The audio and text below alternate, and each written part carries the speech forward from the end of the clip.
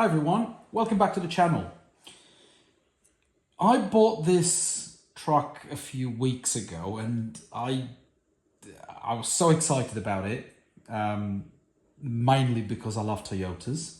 I was so excited about it that I took it out of the box and completely forgot to do an unboxing and a review up until some point this week where the idea crossed my mind. And I thought, balls, I haven't done a review on my FTX. And yes, this is an FTX, which is a brand I don't normally feature on the channel because I've been told I'm a bit of a snob when it comes to RC, and I admit to that. So FTX, for the ones that don't know, is a CML distribution brand. So the FTX brand only exists in the United Kingdom. For the rest of the world, it's called RGT. They're not the same brand. It's just that CML distribution basically rebrands the same trucks, or some of the same trucks, rebrands them as FTX. So there will be a lot of similarities between this FTX and the RGT, because there's one of these branded as an RGT. So as you can see, although not licensed, this is clearly a Toyota Land Cruiser 71 series. And if you're anything like me and you love your Toyotas and you like your scale stuff, you just slap a Toyota badge on it because it's literally a Toyota Land Cruiser at the end of the day, but not licensed. But I've put Toyota badge there and a Toyota badge at the front, and I've put a few stickers. It comes with one of those very annoying 90s thing that the Japanese Toyotas used to have, which was like that little Toyota logo in there, like the Mercedes. If you think about the Mercedes, the old Mercedes have, around the 90s, some Toyotas started doing the same thing. I think it was, I'm not sure if it was ever officially licensed Toyota badge, but it was something definitely that existed, fitted by some owners. I don't know, correct me if I'm wrong on that one. I find it ridiculous. The only brand I recognize with that lovely badge there is Mercedes, because it was the original brand to use like a vertical logo on it. Anything else, any other brand that tries to do that same thing is just completely nonsense and rubbish. But back to the car. It's a super scale truck, and I love it for that. If you're looking for a dedicated rock crawler where you can change bits and bobs and make it a rock crawler, just look elsewhere. This is not for you. This is a super scale looking the business trail truck. All right, wherever you go, people will look at this. Oh, that's a lovely Toyota Land Cruiser. And this is what it is. It's a super scale trail truck. And that's what it excels on. All right, it comes out of the box. It comes with a lot of scale accessories, although some of them, like the wind screen wipers, you will have to fit yourself. And it comes with more internal accessories for which you would have to take all of that lovely interior out and fit yourself, like the center mirror and a few other bits and bobs. But again, it's full of scale accessories. Ladder, comes with a spare wheel.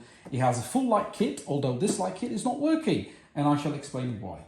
That is all my fault. Comes with the ventilation scale accessory, the door levers, scale stickers and all of that stuff, and it has a lovely bumper. It does come with side plastic bars to mimic the real thing with this scale bumper. I just hate those plastic bars, and if anything, those plastic bars at the front make the fitting back this body a nightmare. Right, and speaking of the body itself, it has FTX/RGT have done a super simple thing here, but it works fantastically well. 2 pins, it's as simple as that. 2 pins on a couple of posts, but there's nothing there. There's no posts here. Their idea was to make this as like a very scale truck. So you've got 2 pins at the front, you've got 2 pins at the rear and posts, and that's it. It's as simple as that. Obviously, I've added my scale accessories. It does come with this roof rack, so you can fit and slap whatever scale accessories you want. Speaking of which, it does come with an interior, and actually it's quite nice. It's not accurate or fully accurate to what a Toyota Land Cruiser 71 series would have been, but it's good that they've tried something. They've put something in there rather than just completely forgetting about the interior and mucking it up. So they've actually tried to do something, and it comes with a figure, or half of a figure, obviously, because this interior then becomes very flat. And this is how you take your body off. So that's the car itself. And before we go to the electronics, it does come with a 7.4 volt 2 amp LiPo battery. Quite a small pack, which you would normally fit on the side, but it does come with a bigger battery tray, which you can fit. I went with a bigger battery tray because I used the Turnigy batteries, the bigger ones, the 2.2 and the 3.0 amp batteries, and they wouldn't fit on the side. But it does come with this, so it's a 99% ready to run. The only thing you would have to do is put the four AA batteries on the transmitter or radio, whatever you want to call it. So, genuinely speaking, so in the United Kingdom, this goes for around, depending on the time of year and where you look at, it goes for around £270, which, if you think about it, it's actually a steal, taking into consideration what you get for your money. So it's a machine aluminium chassis. It comes with a 550 can 35 motor, and this is the original one that comes with it, not that one. The reason why I've got that one is when I change the electronics, I managed to break one of the wires, and because I don't currently have a little soldering iron, and I had a spare motor for one of my Apsemas, I thought it was just as simple as just swap the motor, and it was super simple. So it has a gearbox attached. This is a 1-speed gearbox, by the way. The gearbox attached to the motor, or the motor attached to the gearbox, however you want to see it. And it has a little drive shaft into a divorced gearbox. And from this gearbox, you will have the driving shafts for both axles. When it comes to electronics, it comes with a 2-in-1 cheap ESC/receiver. Okay, I understand it's a entry-level truck, but I think we're past this now. Brushed electronics are cheap, super cheap these days. There's no need for this. The load speed modulation with this 2-in-1 is okay. It gets you going, but this is not what you want for a car like this, let's put it that way. So I know people that have these models and they've gone to brushless systems. Me, on the other hand, I had a brand new spare Hobbywing 1080, and because I had it spare, I thought, why not? I've slapped the Hobbywing there, got myself an Apsema 4-channel radio. I love these radios. Super nice, super high quality, and you can drive it one-handed. So came with a receiver, and I bought a cheap waterproof-ish receiver box. I don't believe the waterproofness of that box, but we shall try that one day. And I've changed electronics. Now, back to the LED system. This model comes with a separate LED box, but that box only works with this. Or at least, I can't make that box work with a Hobbywing. If anyone knows how to make that little box work with a Hobbywing, please drop a comment down below in the comment box. Let me know how you've done it, if you've done it. But at the moment, I can only make the front lights work, and this being a scale model, I don't want that. I want the front and the rear lights. It comes with indicators and all of that stuff, which I couldn't care less. But out of the box, it's fine. It's a super scale LED light system. even has reverse lights and such. What I'm going to do is I'm going to take all of these wirings out, and I'm going to buy a scale LED light system which only has the front and the rear lights, and then connect to that receiver there. So it's a 4-channel receiver. No, sorry, it's a 6-channel APSIMA receiver with a 4-channel APSIMA radio, which is a shame because this rubbish combined 2-in-1 ESC comes with what I consider to be a very, very good radio. You will recognize this radio because probably as it's exactly the same radio as it comes on the HBI Venture 18. So this is a 6-channel radio. It's actually quite a good radio, and it's a shame that they sync this radio to this rubbish 2-in-1. This is a waste of time. I'm going to try if I can sync this to another receiver. If not, this is a wasted, very good radio, I'll tell you now. In terms of wheels and tyres, it comes with these very generic black on black wheels and tyres. They're glued on, so they're not, the wheels themselves are not worth much. It's a shame because the rubber on the tyres is actually quite soft. It's just the inserts that are very, very stiff. I can reuse these on my very, very heavy FMS FJ40. I think that will look nice, but for this one, not a chance. So what I've done, I'm using my 3D printed old style wheels, which are glued on these S3 compound Endura tires, and I think they actually look the business on this model.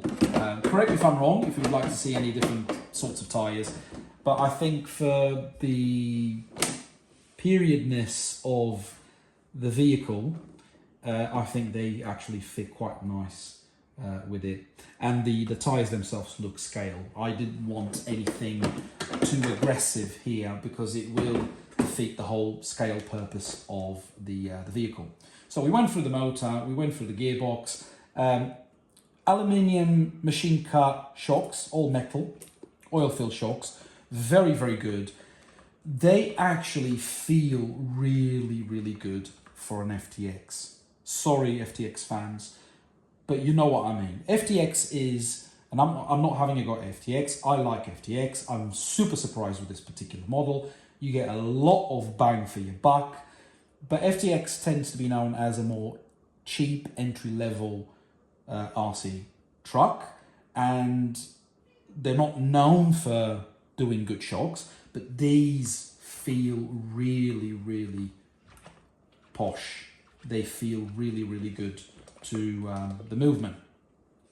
Right, it comes with a 25 kg metal geared steering servo with an aluminium servo head, and that connects to the front steering linkage.